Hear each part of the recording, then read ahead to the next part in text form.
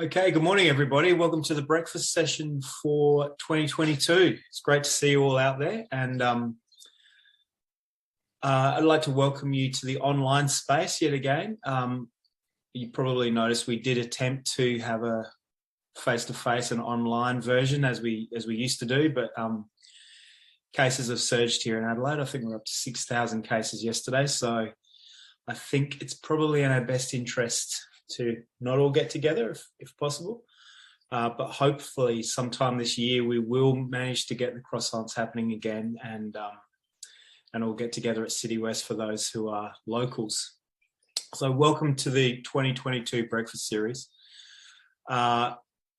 We got off to a bit of a late start this year, but we have a full program for the rest of the year, so I look forward to seeing you all again throughout this year. Before we get started, I'd like to acknowledge that we meet on the land of the Kaurna. They're the traditional owners of the land of the Kaurna people, and we respect the spiritual relationships with their country. We also acknowledge the Kaurna people as the traditional custodians of the Adelaide region, and that their cultural and heritage beliefs are still as important to the living Kaurna people today. So I'm very excited to welcome a colleague, Sandy Maranna. She's going to talk to us about authentic assessment, and she's very accomplished in this field, and she's a AAUT citation winner from this year, so she's we're very proud of her efforts. So I'd like to hand over to you, Sandy, and take it away. Thank you.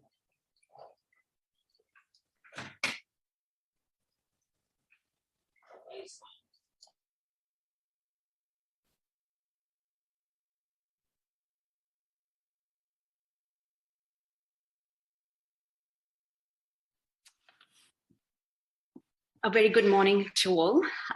Thanks for tuning in nice and early. I'm really grateful to Stuart, Catherine, and Sheridan for inviting me to speak on this topic. It's very special. I'm quite passionate about authenticity in assessments, and it's been a big part of my teaching practice over the past 5 or 6 years, and also a big part of my PhD studies here at UniSA. Hope I've included meaningful content to make this worth your time. I'd like to begin by acknowledging the traditional owners of the land in which we meet today. I would also like to pay my respects to elders past and present. With today's presentation, with the first few slides, I'll speak to the background of the topic, moving on to relevant aspects that are unique to the online mode. I'll then outline my journey in relation to this, winding up with enablers, some challenges, and also the acknowledgements. Grant Wiggins in 1989 coined the term authentic assessments, and he said that there are 2 tests of intellectual ability because it requires students to demonstrate their deep understanding, higher order thinking, and complex problem solving through performance of exemplary tasks. Authentic tasks replicate real-world challenges and standards of performance that professionals typically face in the field. A simpler definition was by Mueller, and he said that it's a form of assessment in which students are asked to perform real-world tasks that demonstrate meaningful application of essential knowledge and skills. As with all educational theories, there's quite a few schools of thought, and that is, a few examples are here, like Gulliker's has proposed the 5-dimensional framework, Cohen-Luke proposed 9, Ashford, Rowe and colleagues proposed 8 criteria, and so on and so forth. Curtin University in 2014 have a framework which grades kind of the authenticity from nil to low, mid, and high. Having said that, the common purpose of all the frameworks is to enrich students with a set of skills that can have significant impact on employability, equip students with the practical skills to be work ready, uses a format that's consistent with how ability is evaluated in the real world, and evaluates the skills and abilities that have value and meaning outside of the classroom or on the job. And that is where the transfer of knowledge comes into play.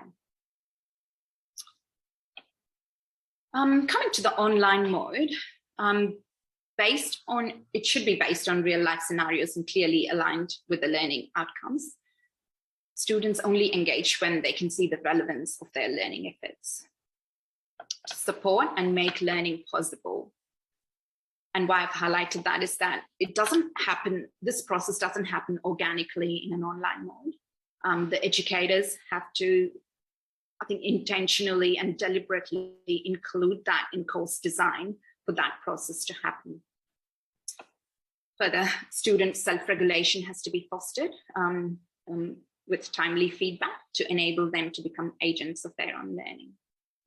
Enable learning for students of diverse capabilities, allow for collaboration and reflection, ensure that judgments of assessors are based on clear scoring criteria.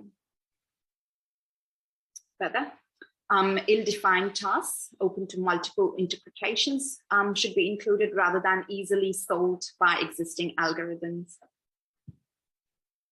There could be cognitively complex tasks requiring multi-dimensional resources.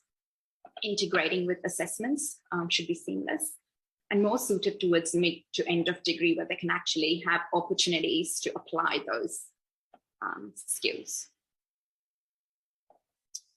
Some of the differences between traditional and authentic assessments as proposed by these authors. The traditional generally relies on forced choice and written measures, whereas authentic promotes integration of various written and performance measures. Traditional relies on proxy measures of student learning to represent target skills, whereas the authentic assessment relies on direct measures of target skills. Traditional assessment encourages memorization of correct answers, whereas authentic encourages divergent thinking in generating plausible answers. Here, the goal is to measure acquisition of knowledge, whereas authenticity, the goal is to enhance development of meaningful skills. The curriculum directs the assessment in traditional, whereas assessment directs the curriculum in authentic. Emphasis on developing a body of knowledge in traditional, whereas emphasis on ensuring proficiency at real-world tasks in authentic. Promotes the what and promotes the how. And finally, like the priorities on summative outcomes or product in traditional, whereas the priorities on learning sequence or the process in assessment. Some of the examples are listed here, but if you want an extensive, like a 12-page, very comprehensive list with, briefs on how to do it and things, there's a 1 to 4 part handbook on authentic assessments proposed by Deakin University in 2015-16, and that's a very useful document if you're looking for new ideas and things. Some of the most common ones are listed here, which is authentic scenarios. Simulations, role-playing simulations are very ideal for online as well. Writing to a real audience, like a policy brief for a legislator or a pamphlet for a general public. Community-partnered research or project development. Competency-based tasks such as OSCEs, portfolios, reflective journals, oral presentations, work integrated learning, and reflective collaborative tasks, to name a few. Right, so coming to my journey, teaching for me is to enable students to take responsibility of their own purpose and to challenge their current understanding. And this, as I said before, with online learning, this doesn't happen organically unless the instructor or the educator actually deliberately and intentionally designs the course for that to occur. And for me, I've done that by providing purposeful assessments.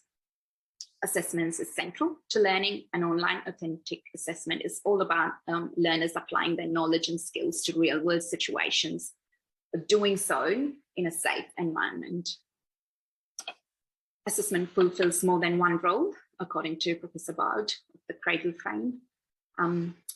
It grades students and eventually certifies them, and it also has a play in aiding their learning. For me, the journey started when I started using the problem-based learning framework or the theory into my assessments, but that authenticity is one of the pillars of problem-based learning. So higher order thinking skills, problem-based learning, personalization, and guidance by the instructor is kind of the 4 pillars of problem-based learning. So it's almost interchangeable in my case. And that's how it started. A bit on student and context discipline. Students are adult learners in our courses in the program, studying online from various geographical locations Australia-wide, and comprise of trainee sonographers with daytime jobs and supervised clinical training in medical imaging departments, or the accredited sonographers upskilling through the master's pathway. The program I teach into is medical sonography, which is a niche specialty where, along with technical expertise, students must develop clinical reasoning, conceptual understanding, and skills in difficult communication for their day-to-day routine work. However, I've kept the rest of the talk generic so that it's applicable to the wider audience here today. I'll just showcase these 3 scenarios today briefly, and then I'll talk about how they're embedded into the courses briefly as well. Authentic case scenarios and simulated role play was what I showcased in the UNISA citation, which then went on to the AAUT.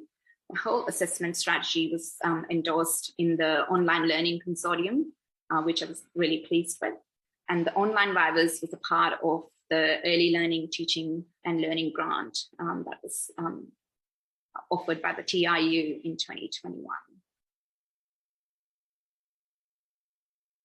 So I'll talk briefly to those.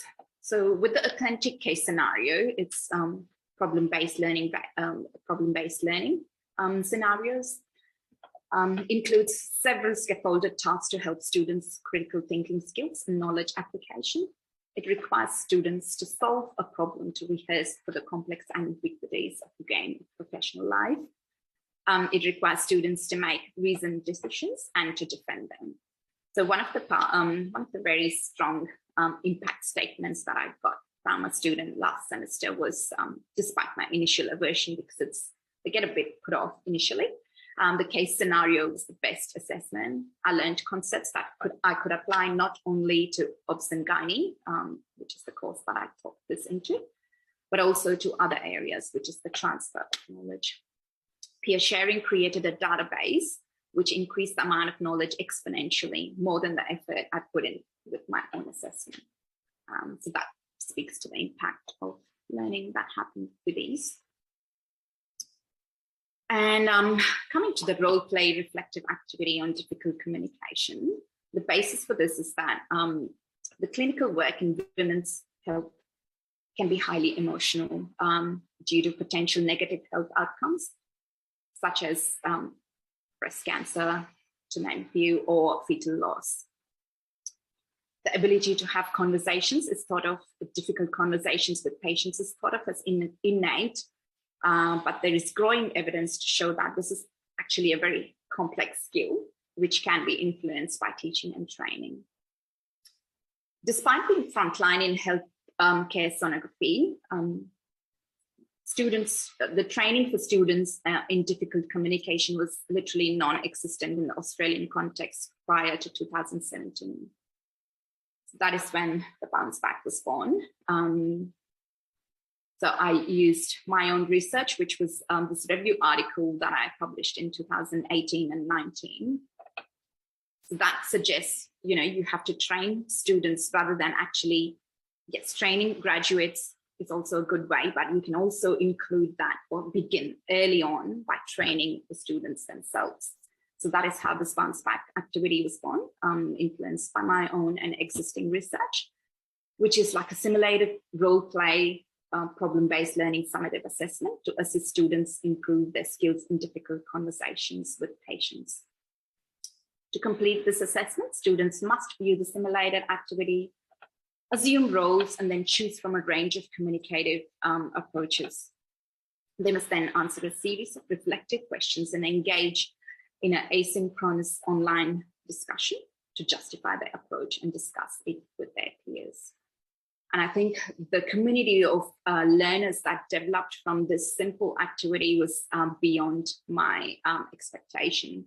And so I had to change this around a few times and evaluate, peer review, and see what fits well through the years. But then we've come to a comfortable position currently after continuous evaluation of this assessment. So briefly to talk about the courses and how the authentic assessments sit in them. This is one of the courses, course 1, I call it, because I'm talking of 4. So this, I got it in 2018 for redesigning the curriculum based on accreditation feedback and also industry feedback. This course has no final exam. And so I laid out authentic assessments as about 85%, like sitting with the, like looking at the learning objectives and the learning outcomes. And I just had to take a risk in the first delivery, just delivering it out and seeing how that works. And so I had this ongoing continuing assessment, which is shown below. So it had 4 parts. So week 4 was an online simulation. Week 7 was questions requiring authentic applications. Week 8 was a role-play reflective activity, and week 13 was an audio-video presentation of the learning aspects relevant to their own workplace.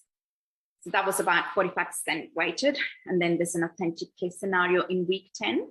And there's those online quizzes, which probably has its place, despite that's the rest of the 15%, but it has its own place and value for assisting learning, so I did keep them. So that's an example of how I've included in that course these activities. And coming to the second course, which is a core course in the graduate diploma. Pre-2018, there was already some authentic tasks by the previous course coordinator, and they were about 15% weighted. So then to the current stage, I've made it up to 45%, and these include these 2 activities. So there's a lot of peer sharing, self-reflection, collaborative tasks included. And I had to play around with the scheduling. So this was the bounce back activity, which was in week 9, 10, 11. And the authentic case scenario was placed earlier in 2018 and 19. But what I started noticing with the reflective bounce back activity was that it just creates such a good community of learners with like-minded thinking, that I thought, let me use that to drive their, like a collective effort of motivation. So I switched it across, made this the earlier activity, so then they develop that community and take it along with them through the semester and beyond. And so that's worked quite well. With 5% is the online quizzes, which then still has its place. And then there's the online exams for 50%. And that's still a work in progress to include as many activities that require conceptual understanding and those kind of questions. And the reason why we haven't changed the whole assessment, online exams into an alternate assessment is that it still has to have those accreditation conversations. So it has to come in from there. So we have to make sure it aligns with those criteria as well. So it's an ongoing process, and it's like a program team discussion. Course 3, this was a master's advanced course, and I was involved in curriculum and course creation.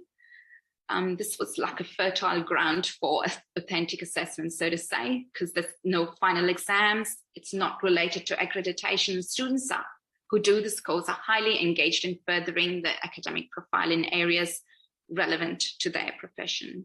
So it's more than 85% of authentic assessment tasks in this course. The main core is like they have a project proposal that they have to discuss with their peers, why it's relevant to them, what can they do, what will help the others, and those kind of voices from their peers have to be shown into the project proposal. And week 11, it's either, initially it was just a literature review, but then one of the students during the course approached me. She was from a rural background, and she said, Sandy, this literature review doesn't really add value to my learning. I'm here so that I can even catch up to what technology or what knowledge has been is current. And I want to take a part of that and then use it to teach my peers at work. Because we are a rural community, we're not that connected with the metropolitan, or we don't attend that many sessions and things, that we have to make our own learning. So I said, that's so true. And thanks for reaching out during the semester rather than giving me the feedback at the very end of the semester where it's not useful either to you or me. And so that's when I broadened up the final activity to include, what's relevant to that student. It could be a clinical audit, it could be a literature review, interesting case, or a teaching theme that they can go and use it for their junior students or, their peers. So that's how this panned out. This is done by another course coordinator now, but I just checked for this presentation purposes, and they've kept that format because it worked really well. Right, so the course 4 is the capstone course for the postgraduate diploma. Grading in this course is scale-based, the outcome being either a non-graded pass or a fail. Passing this course completes the requirements for the program and enables students to be employed as accredited sonographers in Australia. So this is delivered twice per year, and we share course coordinations. So I do one semester, and usually the program director does the other semester. So we are pretty consistent in how we give instructions to students and things. And I think that's very important, to be consistent and have that working relationship if you're sharing courses.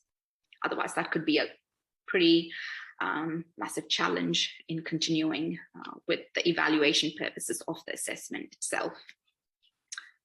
So this was about integrating authentic assessment with competency-based learning. So we already had OSCEs in place, and that was working well, developed by the previous program directors and the course coordinators that were coordinating the course. And then COVID hit. So they had to all come on campus initially. So that was totally written off, right? But then we had to still objectively assess their skills or competencies to allow them to graduate. So in 2020, with the online with the rapid online adaptation, we had an online quiz, and they submitted videos of what they do at work. That worked okay, but then there was like these gaps that it was just a very student monologue kind of issue. And then we couldn't actually assess their conceptual understanding. And that's when I spoke to the program director and the program dean, and I said, this is lacking. We need to do something about this. So at that time, the program director had other things to do. So they said they can't commit their time into this, whereas they were happy for me to go ahead with an individual grant. And that's what I did. So I proposed online vivas to add to that repertoire of assessments. So then it's a wholesome, so we're checking all dimensions there, because it is that high stake assessment at the end of the program. And that's how this happened. But coming to that, even though it was an individual grant, I think it was a very good opportunity to do it in a very systematic way and have the voices of industry. So it was like you can see how many people actually contributed to the actual program itself. So there were 3 past graduates which said, who said, oh yeah, we'll help you develop those vivas for future students. 2 research assistants, 4 external examiners, 48 external industry supervisors who gave me the feedback of what workplace scenarios they would like included in these vivas. The program team, and of course the 71 students that went through. Not to mention, I will include the TIU, because the TIU was a big part of this process as well. Right. The systematic review outlines some advantages to students, which is from authentic assessments, and that is either through the learning experience or employability skills. With the learning experience, it can be engagement and satisfaction and effort. With the employability skills, it's the communication skills, collaboration, critical thinking, problem-solving skills, application of knowledge to practice, self-awareness and reflectiveness, and self-confidence are some of the things that they have proposed. Right. So coming to some of the challenges that I've experienced or I can foresee with these assessments is that development of tasks and scoring criteria requires time at the outset, especially the vivas. If I didn't have that extra resource or funding, it wouldn't be as systematic development as what I have done currently. But once you do it, it's kind of sustainable. With the case scenarios, I can just add current themes into it. Like when COVID hit, when the disinfection protocol changed, I could just add that scenario and say, what are you currently doing? What is your practice doing? So in that way, once it's set up, it's very sustainable format. Final exams, we still have to check, as I explained before, we can't fiddle with it too much and make it an alternate assessment because then we have to have conversations for accreditation requirements. But if it comes down to that, then we can alter that. But it's more of a procedure. Scaffolding with programmatic approach would require considerate teamwork and like-mindedness. All the team members should be in sync with what's happening. Ongoing long-term evaluation is very important to develop that. So in that sense, attrition of staff and frequent course swaps can be a debilitating factor. If, for example, the CFP, which me and the course coordinator and the program director share, so we're kind of in sync, whereas if you're not, then it really doesn't work out to anyone's, the students tend to suffer. So I would see that as one of the major challenge. And then sessional and casual staff moderation and compliance and training can be quite elaborate as well, because we lost quite a few sessional staff that were used to the format.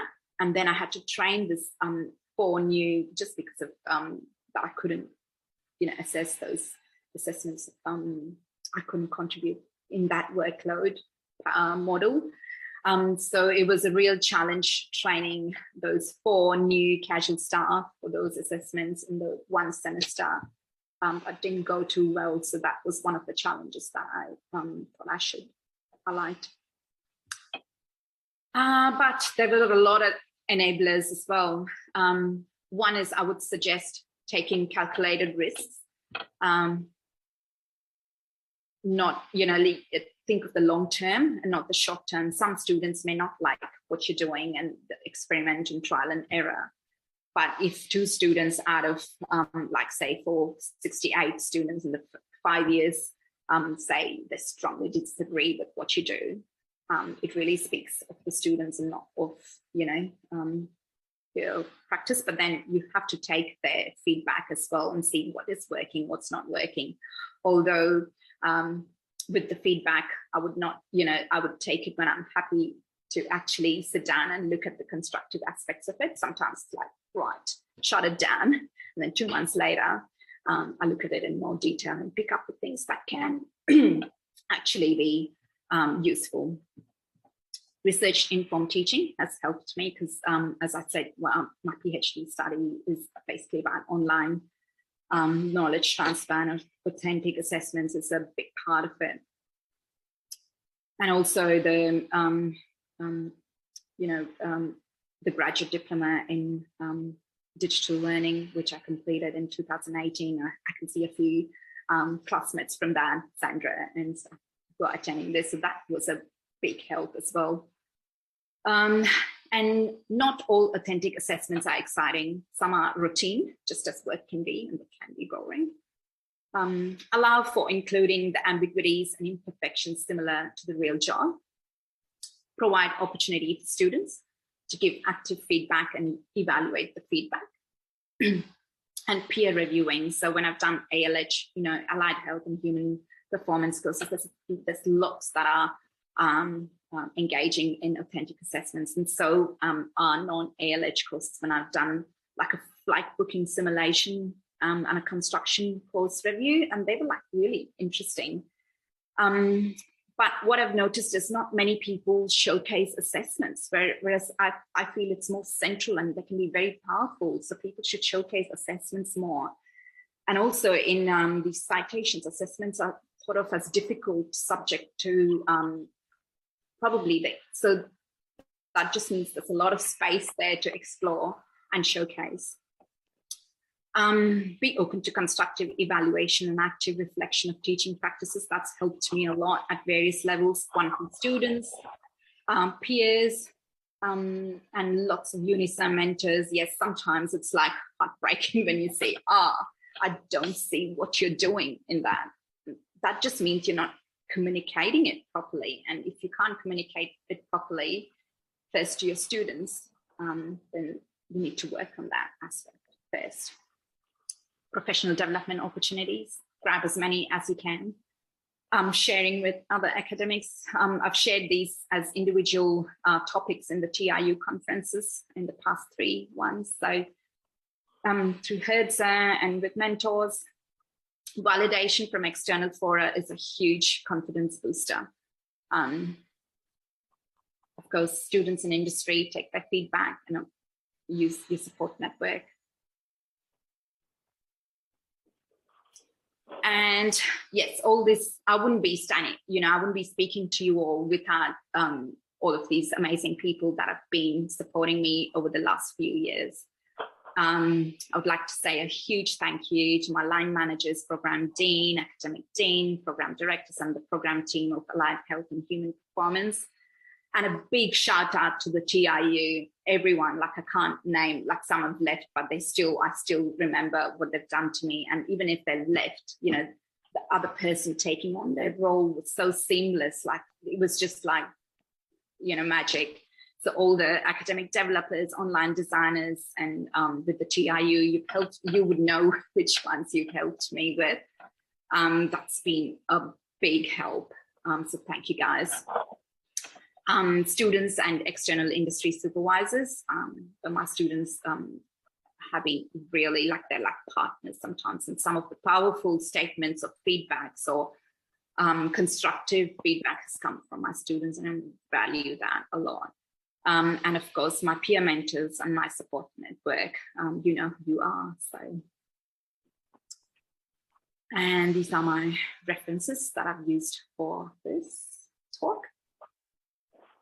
And that's my email if you wanted any more information or anything. So let me know on feedback of this presentation as well. Stop now. Hope that was helpful. Thanks very much, Sandy. That was really interesting and super relevant to what a lot of people are working on at the moment, particularly at UniSA. So thanks very much. Really appreciate that. Some really good insights. So there's some questions. And if anybody else has any questions or comments, please go ahead and post them in the chat window now. We've got a little bit of time. But I'll kick off with one from Sarah Hyde. Sarah asks, was there any formative assessment prior to the end of your course Viva? What was the pass rate? Well, I gave out sample, the sample questions, and the past graduates actually were happy to enact the Viva scenario with me. So I was the examiner, and we had a scenario where there was 2 examiners, and we said, this is how it works with 1 or 2 examiners. And we gave out several scenarios. And I do say, this is based on your work. So when you're working, ask your supervisors to ask you questions, make a study group, connect with each other and just throw questions at each other and see how you can answer them. And yeah, so that was what was done before. Okay. And the pass rate? In fact, that helped us recognize the gaps So the last semester, there were 8 students held back, and then we could actually tell them what exactly was their gap areas. Because in the vivas, they used to self-commit themselves, and they used to say, oh, I'm not really good at that, so I need to really work on that a bit more. I'm like, right, so take this extra time, work on that, and come back with a supplementary assessment that was given on that topic. And so they were really happy for that, so there was no, they were like, yes, thanks for highlighting that, and we would like to do that. And it's not, it's a very short term they're thrown into the deep end once they graduate. So they're actually happy to take that extra time to work on those skills and then graduate. Maybe it's a 3-month delay, but I usually say, look at the bigger picture. Well, thank you. Bree McKenzie asks, have any improvements in academic integrity been seen since the introduction of more authentic assessments? Oh, definitely. But haven't been following that. And I know I wanted to chat to Tamra. Like, Tamra is a good peer colleague with the TU, and she's a big one on academic integrity. I haven't found the time to chat with her. We started our PhD together. But I haven't been following that. It does really, what I would say, it preserves academic integrity. I've done a bit of study with the Cradle, resources that they give, and online vivas and these authentic assessments, because they do their own. So there's no, it's their own interpretation that's relevant to them. So it does take a bit, or, it does preserve academic integrity, but I haven't been able to track that, or can't show quantitative, like measures to report that. So that's why I kind of haven't put that in my statement, but that's something these do preserve. But Professor Baug says that it doesn't actually negate it can happen, but I haven't actually looked into it in detail to report. I'm sure you've got a lot going on, Sandy, but there's that's definitely something that would be really interesting to look into, because I would really need some guidance on how to go with it. So maybe that's another aspect that thank you, Sheridan. Well, Sheridan's put her hand up. If there's anyone else here who'd like to speak to Sandy about that, because this is obviously, along with authentic assessment, academic integrity is another huge area, and the overlaps between the two are obvious. So that's a really interesting area. So Pauline Golder asks, accreditation requirements limiting authentic assessment, how to work to change this? There's a whole body of work about the non-uniformity of exams in assessing all learners. So I guess the question is how to work to change this, and this is the relationship between AA and accreditation requirements. I suppose it's a program team approach, isn't it? And as a program, we need to sit down, we need to then do that framework and then propose it to the accreditation board, like your own accreditation board, and say, this does such and such. It has to be quite clear and clarified to them to say, this still, or this is probably better in assessing the skills that you're looking for, and we're doing it this way. Don't have an online exam, but, so those conversations have to happen and be ticked off, I suppose, to then align with the process. So that's why I said it might take a bit of time there. Okay, and I looking down the chats, our colleague Scott Copeland's made a comment about this area as well. This will be discipline dependent, but accreditation requirements doesn't have to equal a written exam, although that U is often easiest default option. In accounting, there is a supervision requirement, which I think Sandy is achieving through many of her authentic tasks. So yes, I think there's some colleagues from across the university who'd be interested in this topic, Sandy. Min asks, how can diversity of student learning style, life experience and previous school experience be incorporated in authentic assessment?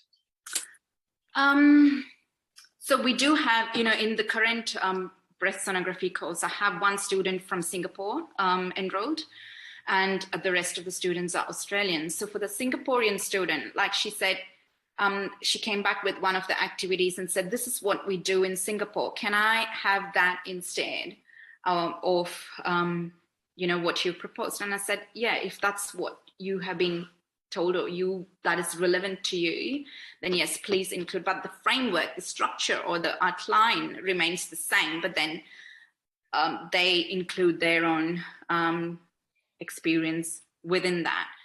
And even in the OSCEs for the video submissions, when the COVID was raging last year in Melbourne, they said, oh, we'll have to wear a mask to scan, but in the recording we'll have to have the mask because it's the policy. And I said, yes, if that is policy, then so be it. Wear a mask, or just maybe show your ID for the examiners, but then wear a mask and do what you need to do in your workplace because that's what's relevant. So things like that. But the main outline should remain the same, and within that you can have some little modifications based on that scoring criteria. So that needs a bit of working out. And yes, it all doesn't happen overnight. This is like 5 or 6 years of evaluation of my work over the years, and I've been slammed with some feedback, really bad feedback in some semesters, but you see the bigger picture again. And that's when I said you have to take some risks in some sense. It won't be perfect when you start off with. Yeah, that's a really, really interesting point, Sandy. And that's where that whole sort of programmatic approach comes into play, I think. You need that support from your management and you need the support of your team. So you use the word risk there. And that's, that there is a tendency towards risk aversion, I think, sometimes in our assessment practices. So yeah, that's a really interesting point, and I think it's a sort of whole of university point that we need to take on board. So thanks for that. Shashi, my esteemed colleague, there needs to be significant scaffolding to help students transition to authentic assessment, as it's possible that many students would have only ever experienced conventional assessments. Absolutely true. That's a good point. That's true, Sashi. And you were involved in the online vivas with, significantly with me. So thanks for that. And I had a point that just slipped me. Let me have it. Yes, that's true. And in fact, my students actually said, when I rolled out this PBL case scenarios, the authentic case scenarios, it was the students that actually made me realize that this is different. So the kid kept giving me feedback. Oh, you have a different approach. Even though you're getting slammed, don't change your approach. And those recurring patterns, first time I didn't think much of it because it was a student from another university who had changed. So I thought, yeah, that's fine. Like, really appreciate your feedback. But then when it kept happening, I was like, what is so different about this? Like, actually explain to me. And the students actually said, oh, well, we've never encountered these kind of assessments before. So, and that's when I said, oh, right, I need to make it more explicit, and actually give them exemplars and show them how it relates to their learning. So if one of their own teammates puts up a really good scenario, I usually share it. I take their permission to share it. And then I say, this is the benchmark that your peer has performed. So, you can go beyond or, work accordingly and things. Okay, thank you very much. A couple more questions. Excuse me. One more from Sarah Hyde. What platform did you use to roll out the PBL scenarios online and the asynchronous discussion? The asynchronous was the interactive digital storyline, I think. Anne Lonnie helped me with that. And articulate storyline? Yeah, sorry. Yeah. Yep. Yeah, that was that, but okay. Otherwise used whatever was available in Moodle and the TIU. Like if you have an idea, just one of those the sessions that they have, you can just talk to them what you're planning to do, and they'll come up with some ideas, and then you can work out what suits you best. Yes, indeed, we will. Lynn Gum, have you ever got students to write case scenarios as part of an assessment to help build your cases bank? No, it's more the scenarios bank that I create, and then they write their own cases because, again, yes, I do take permission to share a couple, but, then they do their own thing. So that could be one of the other ideas as well, if that happens. But it doesn't actually fit into the courses that I teach now, but that's something for another course if I do. Sure, next time. Joe has a comment. I use a Zoom drop-in session each week for students to share and ask questions with their authentic assessment, which seems to help with the scaffolding as well. So that's obviously a synchronous. The brainstorming that happens in synchronous. Yeah.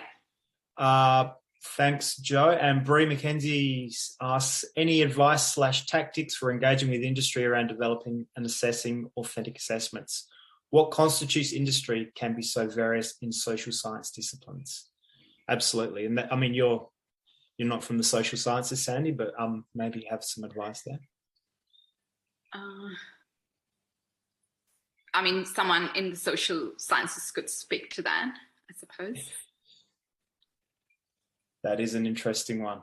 I think we might have to take that one. Yes. For later, Bree. I might just add, this is probably something where the discipline reference groups, particularly for those who are at UniSA, will be familiar with the academic enterprise plan. There's an action in there about ensuring we've got appropriate reference groups for all of our programs. And so we don't have that industry accreditation or that direct connection to industry. That's where bringing the appropriate individuals from across the discipline area for a reference group will be really critical. Sorry to jump in. But in fact, then you'll cut off the the accreditation standards, the alignment with that. So you can actually, by getting professional industry involved, then you can cater to that a bit more diversely, I suppose. You'll have more options, is what I'm trying to say. Great, thank you very much. I think we've gotten through all the questions and comments now. So I'd like to give you a huge thanks on behalf of TRU and UniSA, Sandy. That was really interesting. I think everyone's got a lot out of that. So thanks so much for your time and effort this morning. And once again, congratulations on your citation this year. That's a really fantastic effort. I'd just like to say before we go, there'll be an announcement for UniSA people soon about a new initiative we're taking around authentic assessment. We're going to launch an assessment design lab in the next month or so, so around the mid-May sometime. So we're still fleshing out the details on all those, on the whole thing, but there'll be a launch event during May, and everyone will be invited to that. So please keep it in the back of your mind that there's an event coming up. There is going to be an initiative to start developing university-wide authentic assessment and for us to work together across disciplines and academic units. So please keep an eye on an email from me, which we'll be receiving very soon, and it's going to be a really exciting idea for us all to work with. And Sandy, you'll be the number one person we want to join, so hopefully you get involved. And Sheridan, you have your hand up. Yeah, I was just wanting to add, thanks for flagging that, Stuart. The Authentic Assessment Project is a large project that's being launched at the university. And so, again, those in the room who are from UniSA hopefully will have seen the call for the steering group for that project that came out in staff announcements and hopefully has been distributed through your local communications within your academic units. The part of the Authentic Assessment Project is an Authentic Assessment Network, and so we're bringing that together. Formally, that will launch, as Stuart said, mid-May. There'll be a call out for an event to really kick that off, but the website for the network and just the broad understanding of the purpose and what that's about will be up on the website sometime today, and we'll send a link out to people. It really is, just as Sandy was saying earlier, that opportunity to share practices in assessment, what's worked, what hasn't worked, how to help each other, how to brainstorm new ideas and showcase what we're doing, as opposed to kind of keeping that a little bit hidden. So really super excited. Stuart and other colleagues who are in this Zoom room will be really driving that initiative as part of the project. So thank you for that. And I look forward to seeing you around as part of the network. So the Assessment Design Lab. Thank you very much, Sheridan. Yes, it's going to be really interesting and a great way for us to all share our practice, and a lot of people will be really interested in the work you've done, Sandy, and and we want people from every academic unit to get involved. So fantastic. A couple of people are asking, can you share this video with colleagues? Sure, go ahead and share it. Is that okay with you, Sandy? Yeah. I'll send out the link a bit later, and it'll be shareable outside of this institution. So go ahead. And Sandy, if it's okay with you, we'll share your PowerPoint. I think people are interested in looking at the references, so that'd be really appreciated if you could. Yep, I'll send that across to you. Thank you very much. And I think we're done. So thank you so much for getting up early this morning, everybody. Really appreciate it. It's great to see you all back at the breakfast session again. And we're going to have plenty more this year. So I really look forward to seeing you all on some mornings throughout this year. And have a fantastic day and a great weekend wherever you happen to be. Thanks very much. See you next time.